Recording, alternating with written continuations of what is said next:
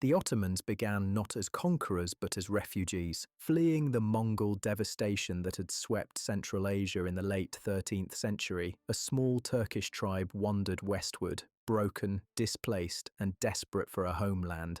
Their journey took them through the rugged hills and river valleys of northwestern Anatolia, a landscape both beautiful and perilous. Here the Byzantine Empire still lingered, a shadow of its former glory, its castles crumbling and its armies weakened by centuries of internal conflict and external threats. Into this fragile frontier stepped Osman, a chieftain with no empire, no wealth, and no standing army of note. Yet from the chaos of exile, Osman would lay the foundations for an empire that would shape 3 continents and endure for over 6 centuries. At the heart of the Ottoman rise was pragmatism. Osman's tribe may have been small, but its leader understood opportunity. The Byzantine borderlands were rife with fertile lands, fractured authorities, and Christian territories vulnerable to raids. Unlike many nomadic bands, Osman did not simply plunder and move on. He combined the military prowess of his warriors with a subtle political strategy, incorporating local populations, retaining Byzantine administrators, and respecting existing religious institutions. Greek bureaucrats continued to manage civil affairs, Orthodox priests maintained their hierarchy, and local traditions were largely left intact. This pragmatic approach, rooted in survival, would become a defining feature of Ottoman governance. By 1326, Osman's son Orhan inherited leadership of the Beylik, the small principality that had emerged from the tribe's initial settlement. Orhan would transform the Ottomans from raiders into builders. Under his guidance, the Turks captured Bursa, an important Byzantine city, which became the first Ottoman capital. The conquest of Bursa marked a critical turning point. It was no longer sufficient for the Ottomans merely to survive on the frontier. They now began to construct enduring institutions. Orhan established madrasas for Islamic learning, standardized the coinage system, and laid the groundwork for the dev-shirme system, a future pillar of the empire's military elite. Bursa was more than a city, it was a symbol that the Ottomans intended permanence. While Europe lingered in what historians later called the Dark Ages, and the Mongols struck terror across Asia, the Ottoman frontier offered a unique synthesis of opportunity, faith, and ambition. Ghazis, warriors motivated by both religious zeal and the promise of plunder, joined Osman and Orhan. These men were not merely soldiers, they were committed to the cause of expanding Islam, giving the early Ottomans an extraordinary advantage over neighbouring Byzantine lords who often relied on mercenaries of lesser conviction. The Ottomans' rise was aided by Byzantine weakness. Civil wars and dynastic feuds left the empire fragmented. Osman and Orhan exploited these divisions, often serving as mercenaries for competing factions while subtly extending their influence. This dual role allowed them to acquire military knowledge, understand European politics, and slowly gain footholds on the European side of the Dardanelles, a critical gateway between Asia and Europe. Cultural synthesis characterized this early period. Turkish nomadic traditions merged with Persian administrative techniques, Arab Islamic scholarship, and remnants of Byzantine ceremonial protocol. This blending would produce a unique Ottoman identity, one that could appeal to diverse populations while maintaining a coherent sense of purpose and loyalty. Even at this nascent stage, the Ottomans were not merely conquerors, they were architects of a society capable of long-term governance. Yet their success was fragile. Expansion brought the constant challenge of administering newly acquired lands. The lure of wealth attracted rivals, and their growing power drew the attention of neighbouring beyliks and even distant sultans. The question was clear: could a small, refugee-led principality survive and even thrive amid the geopolitical chaos of Anatolia? The answer would come through decades of careful strategy, military innovation, and shrewd diplomacy, laying the foundation for the empire that would eventually dominate the Eastern Mediterranean and beyond. Osman's story, and that of his son Orhan, reminds us that the Ottoman Empire did not begin in grandeur. It began on the margins of a crumbling empire, built by a community seeking safety, identity, and opportunity. Their rise was neither inevitable nor simple. It was forged through vision, resilience, and an extraordinary ability to adapt. From these humble beginnings emerged a dynasty that would one day rival the greatest powers of Europe, Asia, and Africa. By understanding how a small tribe on the periphery of the Byzantine frontier became the core of an imperial powerhouse, we glimpse the origins of one of history's most enduring empires, and the lessons it holds for leadership, resilience, and cultural synthesis. The conquest of Bursa had established the Ottomans as more than a frontier beylik. It was the birth of a state with lasting ambitions. Under Orhan's leadership, the Turks not only fortified their new capital, but began to expand their influence across northwestern Anatolia. Orhan's rule was marked by a careful balance of military initiative and administrative innovation. The madrasas he founded educated the sons of both Turkish and local elites, while his introduction of a standardized coinage system facilitated trade and symbolized the emergence of a stable economy. Orhan understood that power was not only won on the battlefield, it was consolidated through institutions capable of enduring beyond any individual sultan's lifespan. By the mid-14th century, the Byzantine Empire's weakness offered new opportunities. Civil wars had fragmented the region, leaving territories vulnerable to Ottoman encroachment. Orhan deployed his forces strategically, forging alliances where advantageous and exploiting rivalries where necessary. Byzantine cities, already strained by internal strife and external threats, were often easier to take through negotiation than siege. This pragmatic approach allowed the Ottomans to expand without overextending themselves, laying the groundwork for sustainable rule. During this period, the Ottomans began to venture across the Dardanelles into Europe, a bold step that would have lasting consequences. Orhan's son, Murad I, would later build upon these initial incursions, but the first footholds in Thrace were already transforming the empire's trajectory. The town of Chimpe on the Gallipoli Peninsula became the first Ottoman outpost in Europe, a strategic bridgehead that allowed Turkish forces to observe, raid, and eventually dominate the Balkan hinterlands.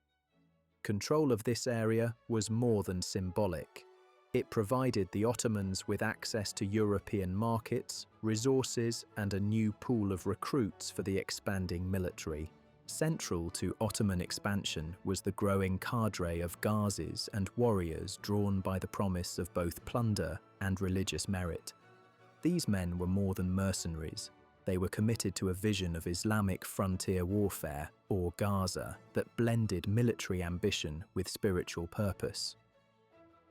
Their zeal enabled small Ottoman forces to defeat larger, less motivated armies and cement early victories in Anatolia and the Balkans. This combination of faith and pragmatism became a hallmark of Ottoman military strategy, allowing a fledgling state to punch far above its weight. The Ottomans' European campaigns also reflected their capacity for learning and adaptation. They studied Byzantine fortifications, incorporated European siege techniques, and gradually experimented with artillery and firearms long before these technologies became widespread. Military innovation was matched by political acumen. The Ottomans cultivated relationships with local Christian lords, sometimes offering protection or autonomy in exchange for loyalty. This nuanced diplomacy often allowed cities to surrender peacefully rather than face destruction, strengthening Ottoman legitimacy in newly acquired territories. By the 1350s, the Ottomans had consolidated control over key towns in Thrace, including Adrianople, which Murad I would later rename Edirne. This city would become the new Ottoman capital in Europe, signaling a strategic pivot from Anatolia toward the Balkans. Edirne's location was ideal. It controlled access to the central Balkans, offered fertile lands to support the growing population, and provided a defensible position against both European and Anatolian rivals. The choice of Edirne demonstrated the Ottomans' strategic foresight. They were no longer merely raiders, they were empire builders. At the same time, the Ottomans continued to refine their administrative structures. Local populations, including Christians, were integrated into the bureaucracy through the millet system, allowing communities to manage their own religious and civil affairs under Ottoman oversight. This pragmatic inclusivity reduced resistance, encouraged loyalty, and showcased the Ottomans' ability to govern culturally diverse populations, a skill European powers would struggle to match for centuries. Cultural synthesis, a defining feature of early Ottoman identity, was also evident in Edirne.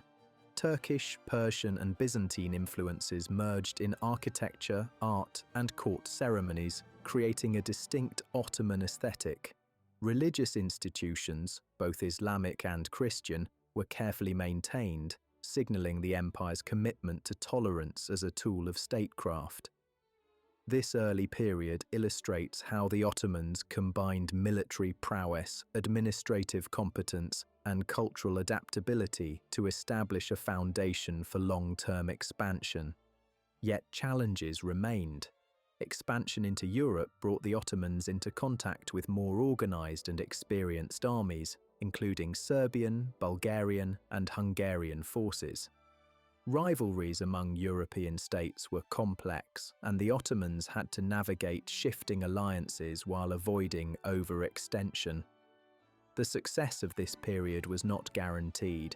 It relied on careful leadership, disciplined troops, and the ability to exploit the weaknesses of both Byzantines and neighboring European powers.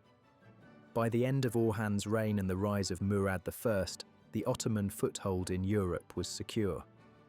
The empire had evolved from a small Anatolian principality into a dual-continent power with both administrative sophistication and military effectiveness. This transformation set the stage for the dramatic battles, diplomatic maneuvering, and cultural achievements that would define the next century of Ottoman history. From a fragile foothold on the edge of Europe, the Ottomans were poised to challenge established kingdoms and reshape the political landscape of the Balkans. The early Ottoman expansions into Europe illustrate a broader theme. Empires are forged not only by conquest, but by strategy, adaptability, and governance. The Ottomans had learned to balance force with diplomacy, faith with pragmatism, and innovation with tradition, a combination that would allow them to survive crises, defeat rivals, and ultimately dominate a region far beyond their modest beginnings. The ascension of Murad I marked a turning point in Ottoman history. Unlike his father, Orhan, who had focused on consolidating Anatolia and establishing the foundations of governance, Murad understood that the empire's future lay in Europe. With the strategic city of Edirne as his new capital, he could control the vital routes connecting Anatolia to the Balkans and challenge the fragmented kingdoms of southeastern Europe. Murad's vision was ambitious: to transform a frontier beylik into a continental power capable of reshaping the balance of power between East and West. Murad's early campaigns were as much political as they were military. The Balkan principalities, Serbia, Bulgaria, Wallachia, and Bosnia, were often at odds with one another, their rivalries leaving them vulnerable to a well-organized, disciplined, and strategically minded opponent. Murad exploited these divisions skillfully, alternating between coercion and negotiation. Local rulers were offered autonomy in exchange for loyalty and tribute, while cities that resisted faced swift Ottoman sieges.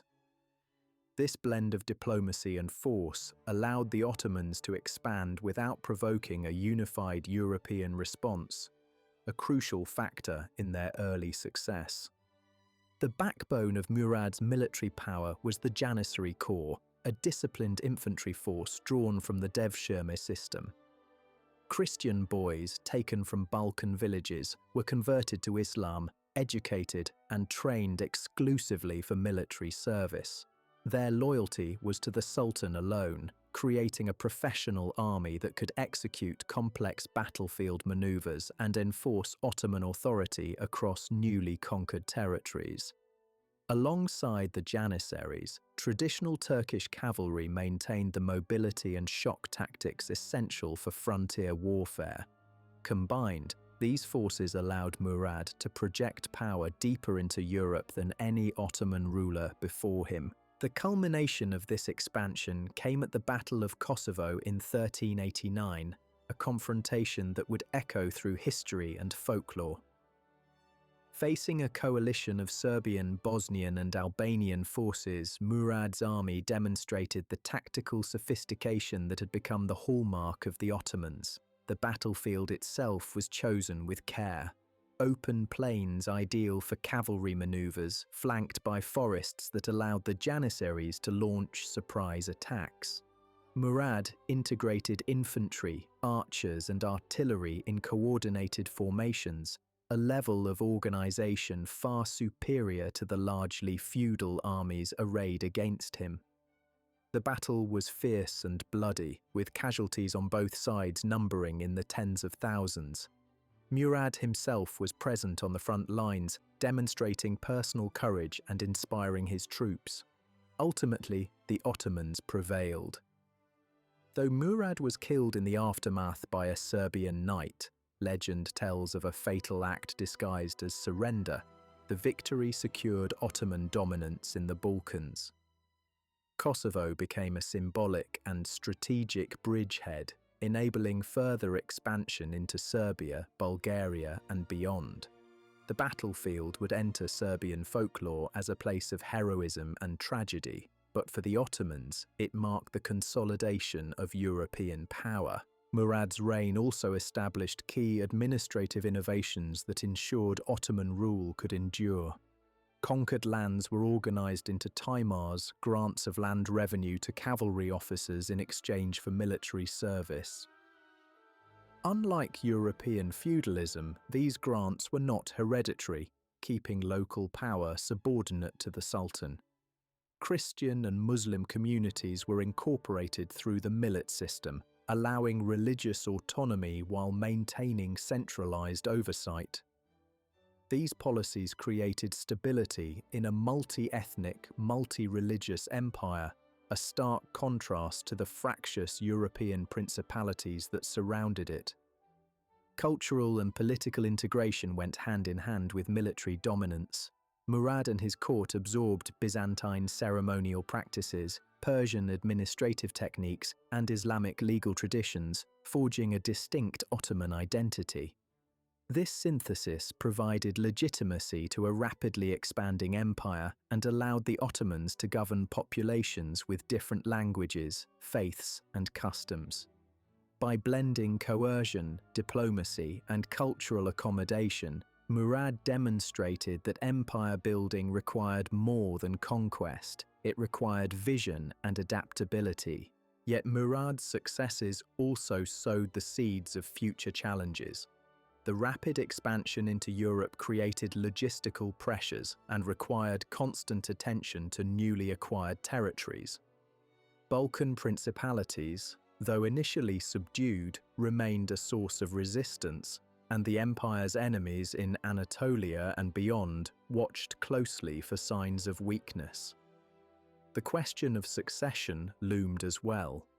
The Ottoman system relied on the ability of capable leaders to maintain cohesion, and Murad's untimely death foreshadowed the potential for internal strife that would recur throughout Ottoman history. Nevertheless, the reign of Murad I established a durable framework for Ottoman power in Europe. By integrating administrative innovation, military discipline, and strategic diplomacy, he transformed a frontier principality into a continental player capable of challenging established kingdoms. His victories laid the foundation for a multi-century campaign of expansion that would eventually bring the Ottomans to the gates of Vienna, the shores of North Africa, and the heart of the Middle East. Murad's legacy endured beyond the battlefield. The fusion of diverse traditions, the creation of professional military structures, and the pragmatic approach to governance became defining features of the Ottoman Empire. The Balkans, once a patchwork of fragile states, were now under the influence of a rising superpower. Murad's vision proved that a small but determined state, guided by strategy, discipline, and foresight, could reshape the map of Europe. The death of Murad I on the battlefield of Kosovo left the Ottoman Empire at a critical juncture. Yet his son, Bayezid I, quickly proved that he possessed both the audacity and the ruthlessness necessary to transform inherited power into empire-building momentum. Known to history as Yildirim, or the Thunderbolt, Bayezid's reign would be marked by rapid, almost lightning-fast military campaigns that stunned both friends and foes. Under his leadership, the Ottoman Empire would reach unprecedented territorial heights, yet also face its first existential threat. Bayezid inherited an empire that was strategically positioned but fragile. The Balkans were newly subdued, and the Byzantine Empire remained a small but resilient neighbour, clinging to Constantinople and a handful of fortresses. Anatolia, meanwhile, was fragmented among competing Turkish beyliks, many of whom had once been allies of the Ottomans. Bayezid's genius lay in his ability to exploit both European and Anatolian divisions, consolidating power through a combination of force, diplomacy, and strategic marriage alliances. Within Anatolia, Bayezid systematically subdued rival beyliks, either incorporating them directly into the Ottoman fold or forcing them into vassalage. By 1390, he controlled nearly the entire region, transforming a patchwork of frontier principalities into a coherent administrative and military base. His campaigns were swift and decisive, earning him the moniker Thunderbolt among both allies and enemies. Anatolia's consolidation freed resources and manpower for further campaigns across the Balkans, enabling the Ottomans to shift their focus entirely toward European expansion. The European campaign was equally audacious. Bayezid seized strategic cities along the Danube and in Bulgaria, establishing garrisons that extended Ottoman influence deep into southeastern Europe. Christian rulers, divided and mistrustful of one another, often capitulated or became vassals rather than face annihilation. In doing so, Bayezid not only expanded territory, but also created a network of subordinate states that could be mobilized in future campaigns. The Ottoman administrative machinery, tax collection, military organization, and provincial oversight expanded alongside territorial gains, demonstrating a level of bureaucratic sophistication that would become characteristic of the empire. Bayezid's growing power alarmed European monarchs, prompting a rare instance of pan-European cooperation.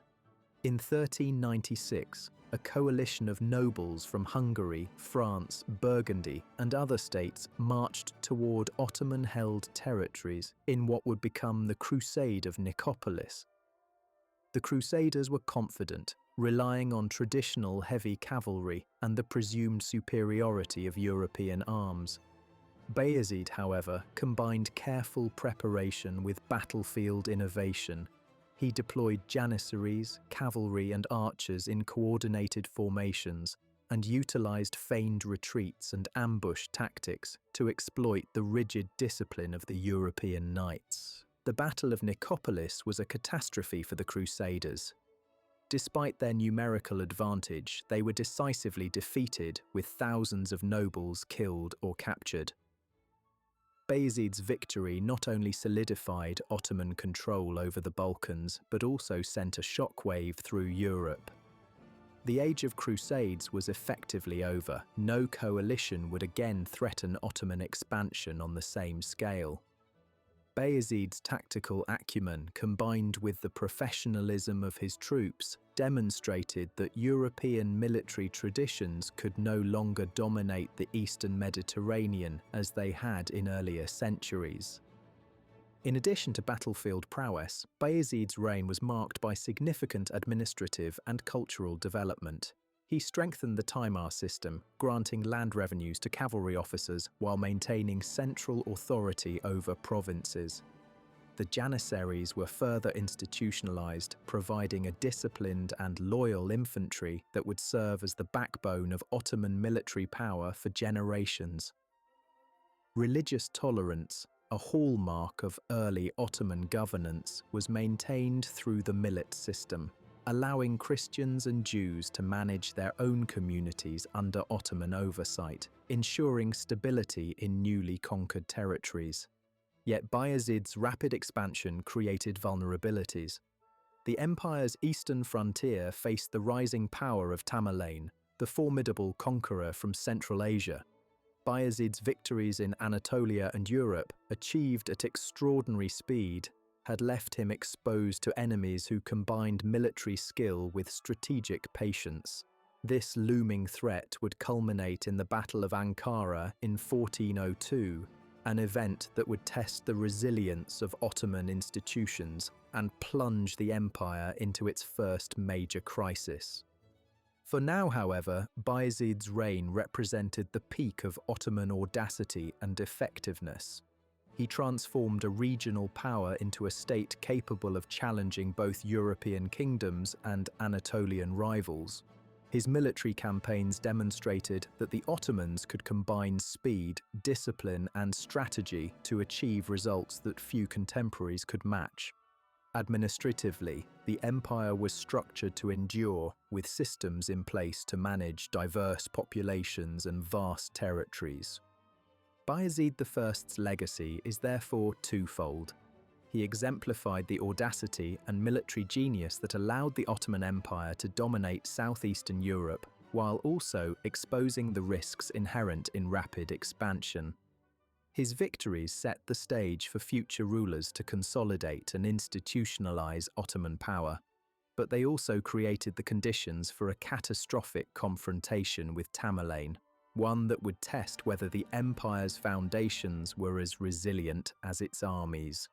The year 1402 would mark one of the most dramatic turning points in Ottoman history. Bayezid I, the unstoppable thunderbolt, faced a threat unlike any before. Timur, better known in the West as Tamerlane, the Central Asian conqueror whose reputation for speed, ruthlessness, and strategic brilliance rivaled Bayezid's own. Timur had already carved an empire across Persia, Mesopotamia, and Central Asia, and his sights were now set on Anatolia, where he perceived both a challenge to his authority and an opportunity to plunder the wealth of the Ottomans.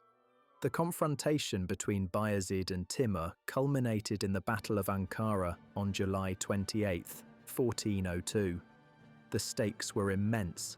Bayezid commanded an army of perhaps 85,000 troops, including Janissaries, cavalry, and allied Anatolian forces. Timur's army, however, was larger, disciplined, and battle-hardened from years of conquest across Central Asia.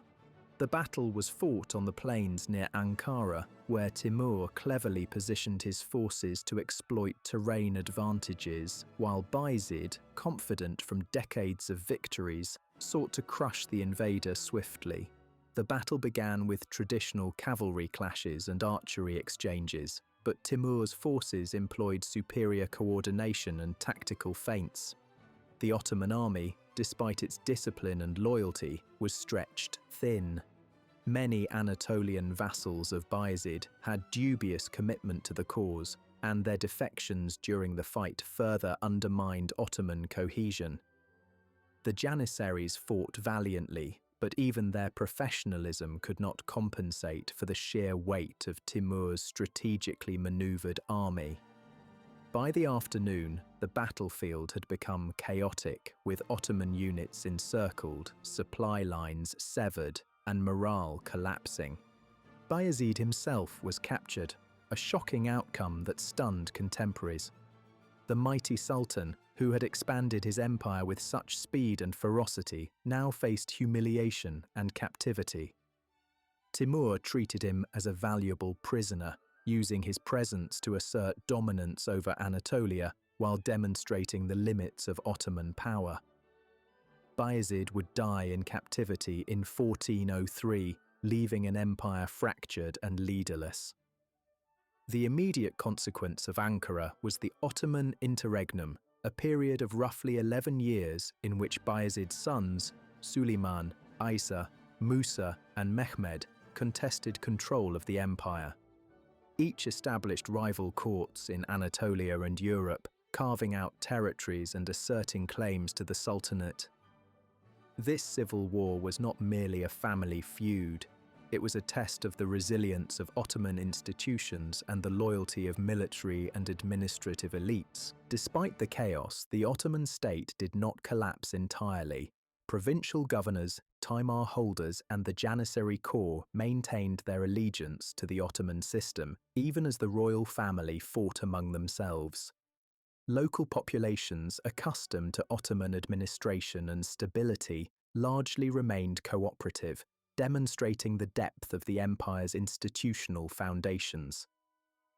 This resilience would prove crucial in allowing one son to eventually reunite the empire. Mehmed Çelebi, later known as Mehmed I, emerged as the most capable contender. Operating from Edirne, the European base of the empire, he leveraged strategic alliances with both Balkan rulers and the Byzantine emperor, skillfully navigating a landscape of shifting loyalties. He secured key Janissary units and garnered the support of religious leaders, presenting himself as the legitimate heir. His diplomatic skill and military prudence enabled him to gradually outmaneuver his brothers. The interregnum was brutal and protracted.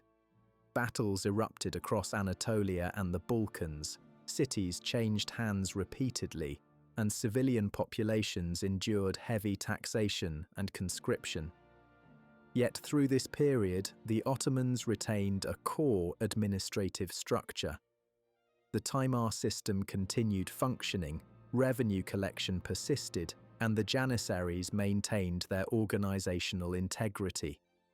In effect, the empire's institutions operated independently of individual rulers, preserving a framework that could withstand even the fragmentation of dynastic conflict.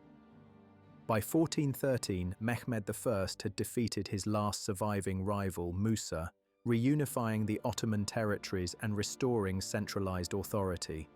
His first task was consolidation, repairing the damage inflicted during the civil war, reaffirming the loyalty of provincial governors, reorganizing the Janissary corps, and revitalizing the Timar system. Mehmed's reign marked the transition from a period of existential crisis back to stability, proving that the Ottoman Empire could survive even the most severe internal and external shocks. The interregnum, though a moment of vulnerability, ultimately strengthened the Ottoman state. It tested loyalty, reinforced the importance of institutional resilience, and demonstrated that the empire's foundations were more than the charisma of individual rulers. Mehmed I's triumph laid the groundwork for subsequent sultans, who would build upon his recovery to expand and modernize the empire. The Ottoman interregnum had tested the very survival of the empire, but under Mehmed I, stability was restored. When his son, Murad II, ascended the throne in 1421, The young sultan inherited a realm that had survived near collapse but faced lingering threats on multiple fronts. From rebellious Anatolian beyliks to a restless Balkans and the lingering presence of the Byzantine Empire, Murad's early reign required both careful consolidation and decisive action. Murad II was a ruler shaped by the lessons of the interregnum. He understood that military brilliance alone was insufficient. An empire must combine disciplined armies, efficient administration, and strategic diplomacy. Unlike Bayezid I, whose rapid expansion had left the Eastern Front exposed, Murad focused on strengthening internal cohesion while maintaining a formidable military presence in both Anatolia and Europe. His reign would become a model of measured yet effective statecraft, blending prudence with the boldness necessary to ensure the Ottomans' long-term survival. One of Murad's first challenges came from Anatolia, where local rulers sought to reassert independence after decades of Ottoman dominance. Murad conducted a series of campaigns to re-establish central authority, relying on both force and negotiation.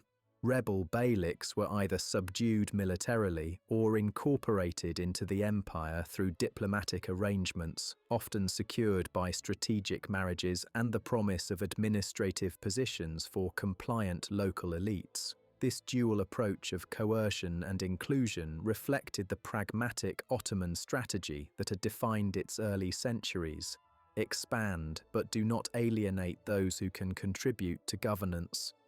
Meanwhile, the Balkans remained a volatile theatre. Serbian, Hungarian, and Bulgarian territories had experienced a period of relative autonomy during the interregnum, and local lords were keen to exploit any perceived Ottoman weakness. Murad's European campaigns were methodical. He rebuilt fortresses, reinforced garrisons, and launched calculated offensives to bring rebellious territories under control. Notably, his victory at the Battle of Varna in 1444, although often overshadowed by later events, reinforced Ottoman dominance in the region and demonstrated that the empire could project power effectively across both continents. Murad II also prioritized military innovation and professionalization. The Janissary Corps, still relatively young as an institution, was expanded and trained more rigorously, incorporating lessons learned from prior engagements. The use of firearms and artillery began to play an increasingly prominent role in sieges and field battles. These technological adaptations, combined with a disciplined infantry and elite cavalry, gave the Ottomans a tactical edge over both European knights and local Anatolian forces. Murad's attention to logistics, intelligence, and battlefield organization laid the groundwork for the empire's later conquests. Administratively, Murad strengthened central authority and refined provincial governance. The Timar system was reinforced, ensuring that cavalry officers remained loyal to the Sultan while maintaining local order. Religious and ethnic diversity was managed through the millet system, which allowed Christian and Jewish communities to maintain internal autonomy in exchange for loyalty and taxation. These policies not only stabilized newly acquired territories, but also reflected the Ottomans' pragmatic approach to ruling a multi-ethnic empire: tolerance where feasible and firm control where necessary. Murad II's reign also foreshadowed the empire's ultimate ambition: the conquest of Constantinople. Recognizing the strategic and symbolic importance of the Byzantine capital, Murad conducted reconnaissance, tested Byzantine defenses, and maintained pressure on surrounding territories. While Constantinople itself would remain unconquered during his lifetime, Murad's policies ensured that the Ottomans were poised for a decisive strike when the next generation assumed power. He fortified the empire's European and Anatolian borders, secured key maritime access points, and cultivated the political and military expertise necessary for the future siege. Culturally, Murad II patronized scholarship, architecture, and the arts. consolidating the synthesis of Turkish, Islamic, and Byzantine traditions that had begun under his predecessors. This period of relative internal stability allowed Ottoman institutions, military systems, and intellectual life to mature, preparing the empire for a dramatic expansion that would define the 15th century. By the time Murad II abdicated in 1451 in favour of his son Mehmed II, the Ottoman state had transformed.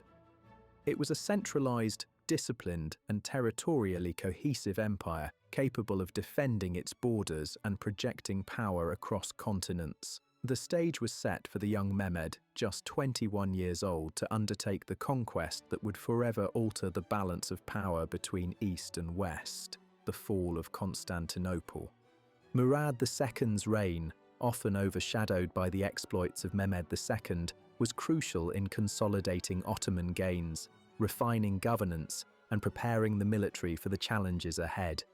His careful combination of diplomacy, military innovation, and administrative foresight ensured that the empire could not only survive the tumultuous 14th and early 15th centuries, but also position itself to become one of the most formidable powers in the world.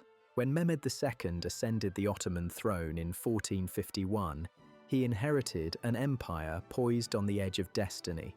At just 21 years old, he faced the monumental task of leading a state that had been meticulously consolidated by his father, Murad II, yet remained surrounded by rival powers, including the Byzantine Empire, Venice, and other European principalities. Mehmed was determined not merely to inherit his father's accomplishments, but to surpass them with one audacious goal: the conquest of Constantinople, the legendary capital of the Byzantine Empire. Constantinople was more than a city, it was a symbol. For over 1,000 years, it had stood as the jewel of Eastern Christendom, an unbreachable fortress bridging Europe and Asia. Its massive Theodosian walls, layered in stone and reinforced with moats, had repelled countless sieges. For Mehmed, taking Constantinople was not just a military objective, it was a statement of Ottoman legitimacy and a claim to the Roman imperial legacy. Capturing it would link the empire's Asian and European territories, control the Bosphorus Strait, and solidify the Ottoman status as the dominant power in the Eastern Mediterranean. Mehmed's preparations were methodical and ambitious. Recognizing the need for overwhelming force, he assembled an army reportedly exceeding 100,000 soldiers, drawing from janissaries, cavalry, Anatolian auxiliaries, and naval forces. He also invested in siege technology. Hungarian engineer Orhan constructed massive cannons, including the famed Basilica, capable of hurling stone projectiles weighing over half a ton. These enormous guns, unprecedented in scale, were designed specifically to breach Constantinople's formidable walls. Such engineering feats demonstrated the Ottomans' growing mastery of both military science and logistical organization. The Sultan understood that the conquest would require more than brute force. Mehmed employed psychological warfare, cutting off the city's access to supplies and demonstrating Ottoman might to encourage internal dissent. At the same time, he secured alliances, or at least neutrality, from regional powers, ensuring that no European coalition could intervene immediately. Naval operations were equally critical. Controlling the Golden Horn, the natural harbour on the city's northern side, would prevent Byzantine reinforcements and disrupt trade. The siege officially began on April 6, 1453. Ottoman forces encircled Constantinople by land, while the fleet blockaded the city from the sea. For nearly 2 months, relentless bombardment shook the city's walls, creating breaches in the centuries-old fortifications. Defenders, led by Emperor Constantine XI and aided by the Genoese commander Giovanni Giustiniani, resisted with remarkable courage and ingenuity. They repaired damaged sections of the wall under fire, rotated troops to maintain vigilance, and used chains across the Golden Horn to prevent Ottoman ships from entering the harbour. Mehmed, ever the innovator, responded with strategic brilliance. When the chain across the Golden Horn thwarted a naval assault, he ordered ships to be dragged overland, bypassing the barrier entirely. This daring maneuver not only allowed the Ottomans to deploy their fleet effectively, but also delivered a psychological blow to the defenders, demonstrating that no obstacle could halt Ottoman determination. The final assault came on May 29, 1453. After weeks of constant bombardment and repeated attacks on multiple breaches, Ottoman forces poured into the city. Emperor Constantine XI refused to flee, choosing instead to fight alongside his soldiers. His death on the walls, later confirmed by the purple boots of imperial rank, marked the end of Byzantine rule. Constantinople had fallen, and Mehmed II entered the city not as a conqueror of mere territory, but as the ruler of a new imperial centre, determined to transform it into a vibrant Ottoman capital. Mehmed's actions following the conquest reveal both political acumen and visionary planning. He immediately moved to restore order, repopulate the city, and revive its economic activity. Incentives were offered to merchants, craftsmen, and scholars to settle in Istanbul, as Constantinople was renamed, while the Hagia Sophia, the greatest cathedral of Orthodox Christianity, was converted into a mosque, symbolizing the city's new status as the heart of the Ottoman world. Administrative systems were established to integrate diverse populations, reflecting the Ottomans' long-standing strategy of pragmatic governance. The fall of Constantinople sent shockwaves across Europe and the Islamic world.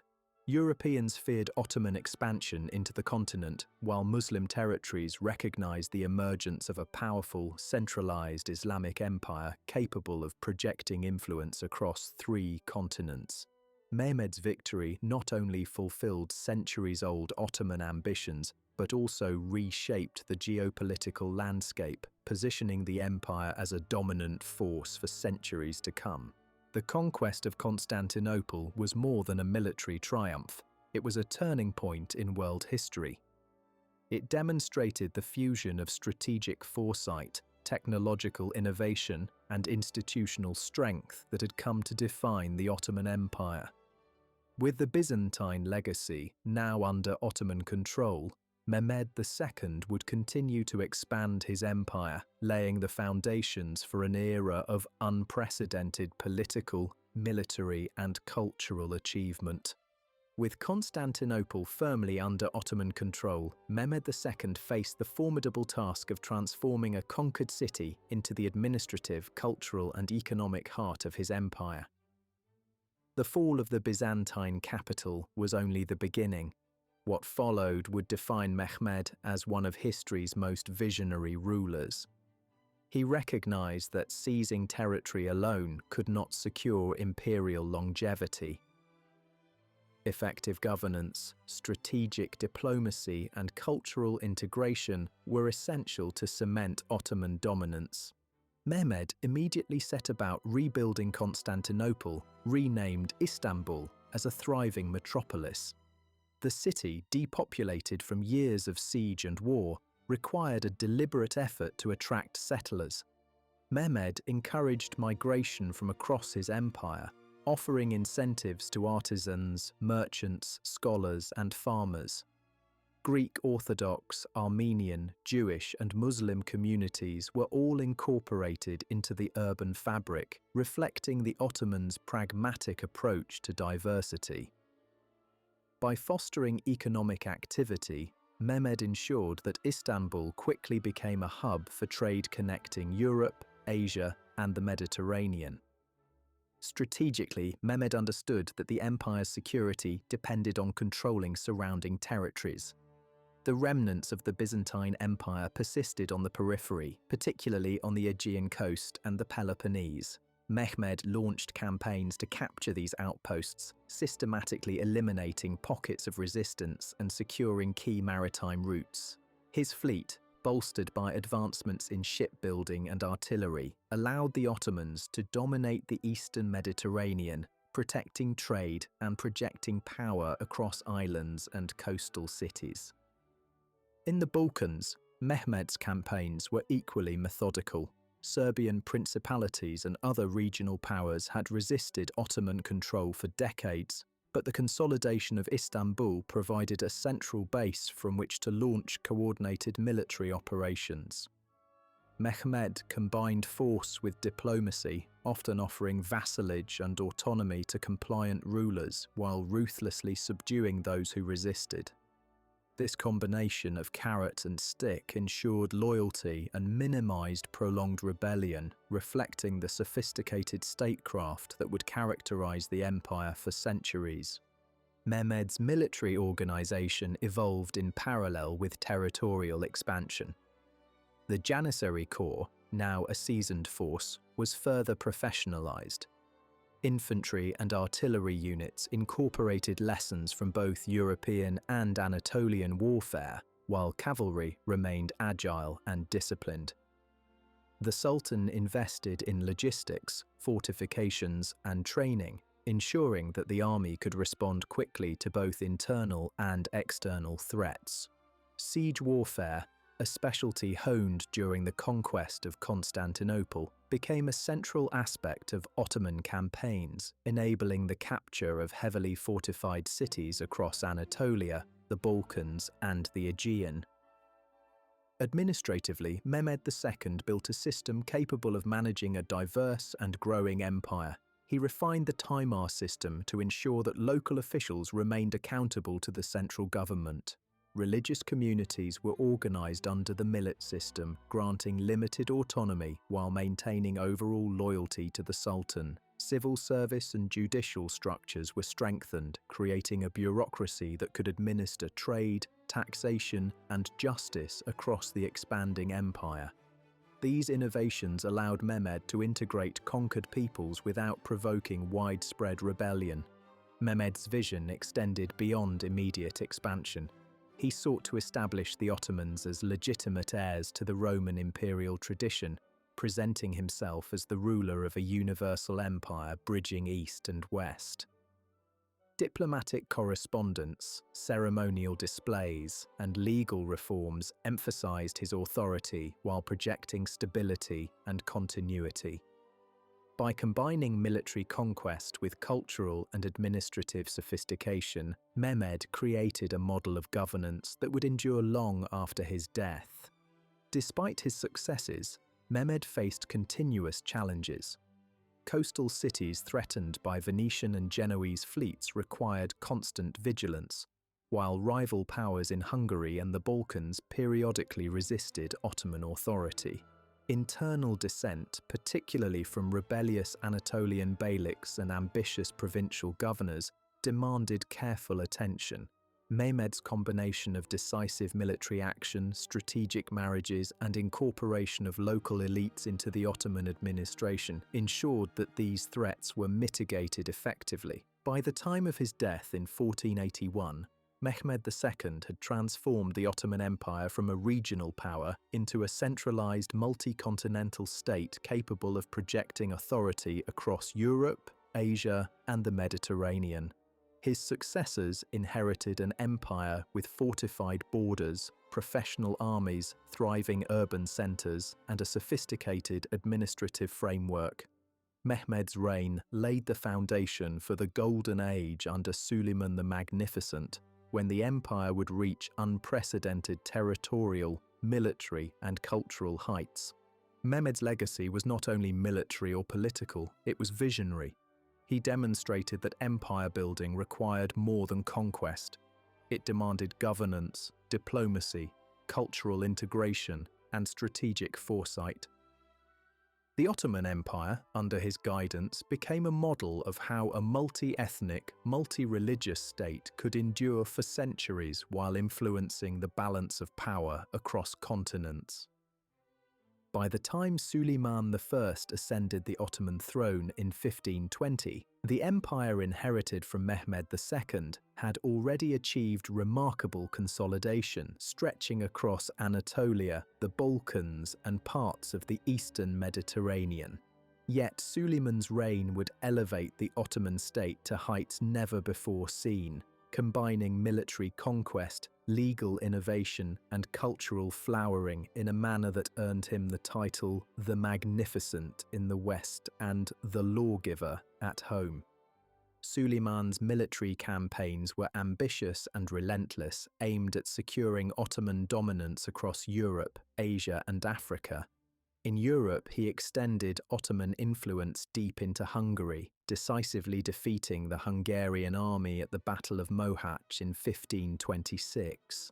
This victory not only eliminated the Kingdom of Hungary as a buffer state, but also sent shockwaves through Central Europe, demonstrating that the Ottomans could project military power far from their Anatolian heartlands.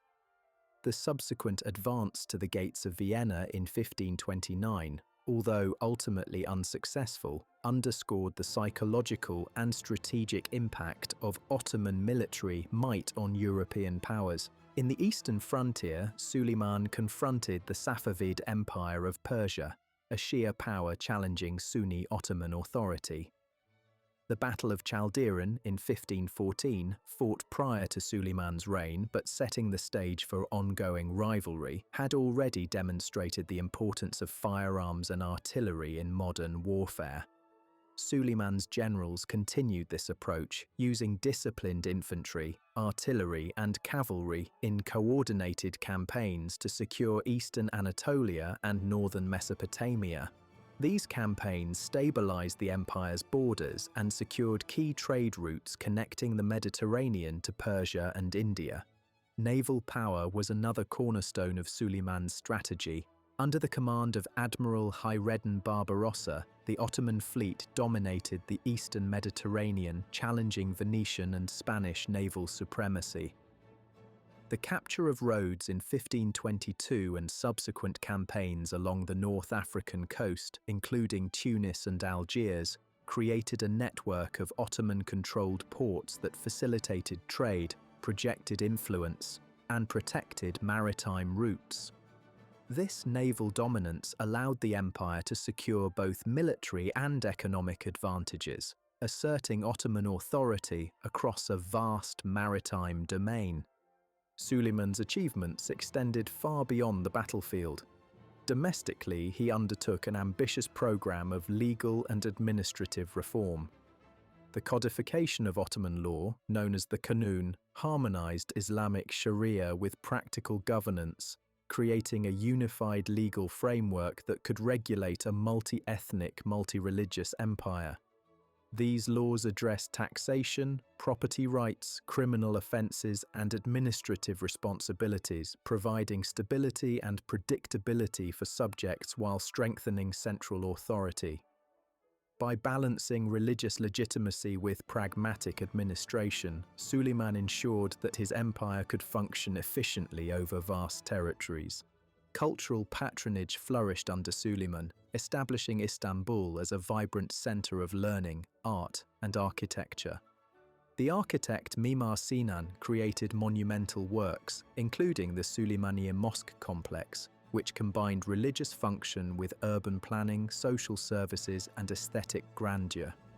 Literature, poetry, and manuscript illumination thrived, reflecting both Islamic tradition and the cosmopolitan nature of Ottoman society. Arts and architecture became instruments of imperial identity, visually asserting the empire's power and sophistication. The Devshirme system, which recruited Christian boys to serve as janissaries or administrators, reached its height during Suleiman's reign. These individuals, educated in Ottoman institutions, became loyal, capable servants of the state, forming a meritocratic class that balanced the hereditary privileges of the traditional elite. This system provided both administrative competence and military discipline, reinforcing the empire's capacity to govern diverse populations effectively. Economically, the empire prospered from control of key trade routes and urban centres. Istanbul became a hub for commerce connecting Europe, Asia and Africa, while Ottoman coinage circulated widely, reflecting the empire's economic integration.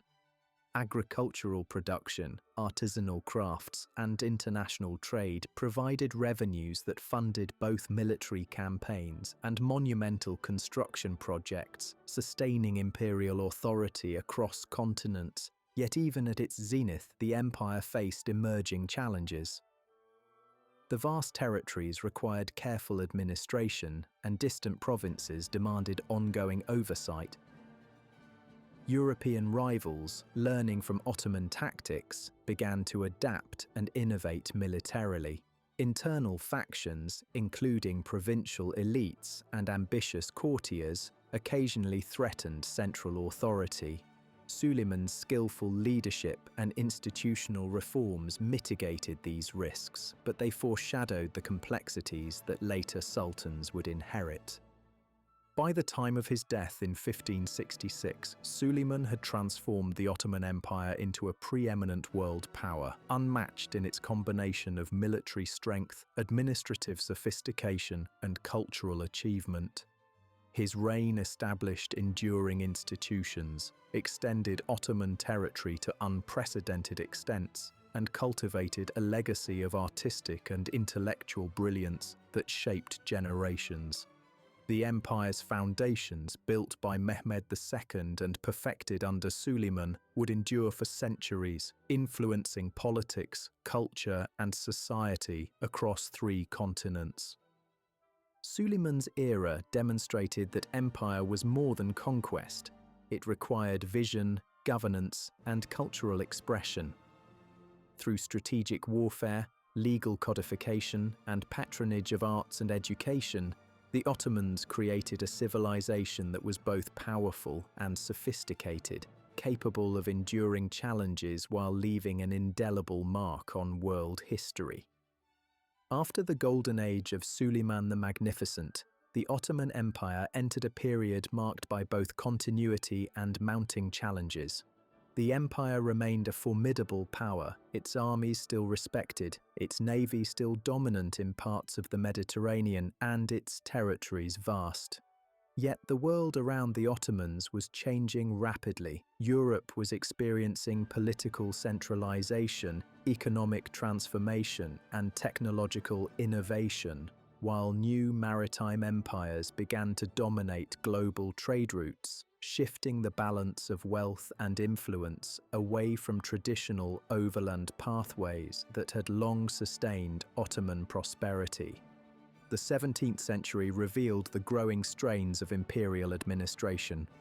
Military conflicts, such as the long Turkish War against the Habsburgs, 1593 to 1606, demonstrated that Ottoman armies no longer held the automatic superiority of previous generations. These prolonged campaigns drained the treasury without producing decisive territorial gains, signaling that the empire's capacity for expansion had limits. The Treaty of Zitvatorok in 1606, marking the first time the Ottomans negotiated as equals with European powers, symbolized the end of unquestioned Ottoman dominance in Central Europe. Domestically, the empire faced structural challenges. The Janissary Corps, once an elite military institution, increasingly resisted reform. Their transformation from disciplined slave soldiers to a hereditary, politically influential group weakened military effectiveness while complicating efforts to modernize. Provincial governors, or ayans, began consolidating power, reducing central authority and creating semi-autonomous fiefdoms. Economic pressures compounded these problems. Inflation fueled by New World silver, declining revenues from traditional trade routes, and rising taxation generated social discontent and undermined imperial cohesion. Despite these pressures, periods of reform occasionally revitalized the state. Sultan Mahmud II, 1808 to 1839, undertook dramatic modernization efforts, most notably the destruction of the Janissary corps in 1826 during the Auspicious Incident. By eliminating this entrenched military caste, Mahmud opened the way for the creation of a European-style army, trained, disciplined, and loyal to the central government.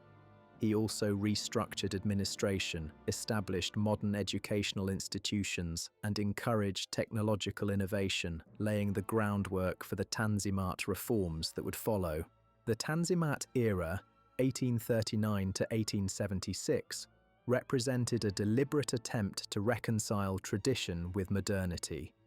Ottoman rulers introduced legal reforms, standardized taxation, modernized the military, and promoted public education.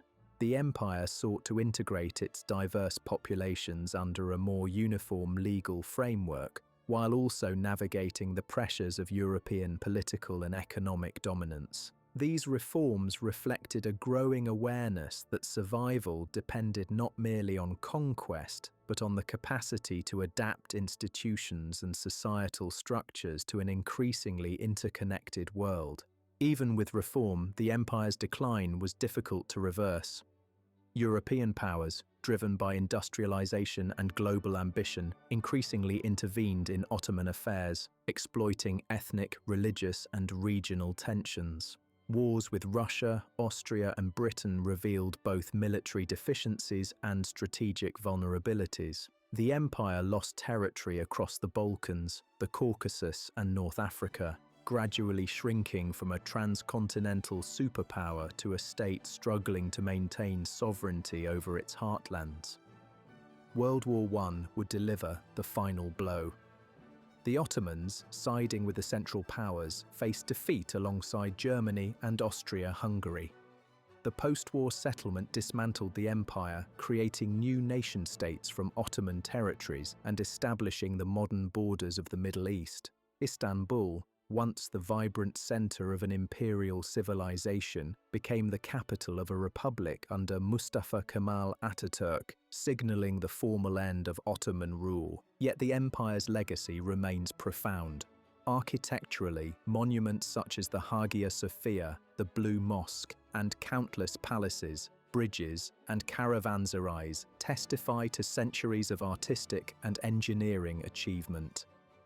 Administratively, the Ottoman system of provincial governance, legal codification, and religious tolerance influenced the evolution of modern state institutions across the Balkans, the Middle East, and North Africa. Militarily, the Ottoman experience demonstrated the integration of technology, logistics, and disciplined forces, lessons studied in European and Islamic military thought alike. Culturally, the Ottomans left a rich heritage in literature, music, culinary arts, and textiles, reflecting centuries of interaction between Turkic, Persian, Arab, and European traditions. Their cosmopolitan urban centers fostered intellectual exchange and social diversity, creating a model for managing multi-ethnic empires that resonates in discussions of governance today. Even modern political debates in the Middle East, the Balkans, and Anatolia often reference the Ottoman experience, illustrating the enduring impact of centuries of imperial rule. In retrospect, the Ottoman Empire was more than a historical state. It was a bridge between eras, continents, and civilizations. It demonstrated the possibilities of empire building, the challenges of sustaining power over diverse populations, and the consequences of both adaptation and rigidity. Its story offers lessons in governance, diplomacy, and cultural synthesis that remain relevant in our globalized, interconnected world. From refugee beginnings in the hills of Anatolia to the grandeur of Istanbul, from the campaigns of Mehmed II and Suleiman the Magnificent to the challenges of the 19th century, the Ottoman Empire's 6th century history embodies triumph, resilience, and complexity. Understanding this story illuminates not only the past, but the forces that continue to shape the present, revealing how empire, culture, and innovation intersect to influence human civilization across time.